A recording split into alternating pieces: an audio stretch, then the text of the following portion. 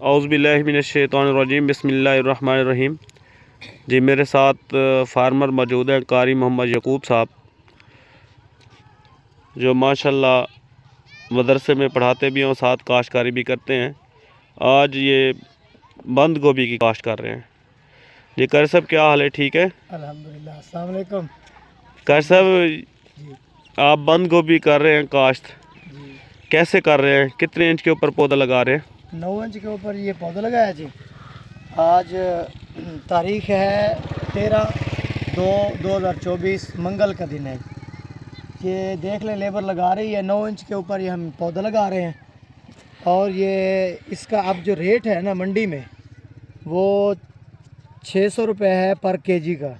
5 kg। 5 KG का। तो इंशाल्लाह ये आगे भी उम्मीद रखते हैं कि अच्छा रेट होगा इसका। अभी हम जो है ना 1 एकड़ काश्त कर रहे हैं।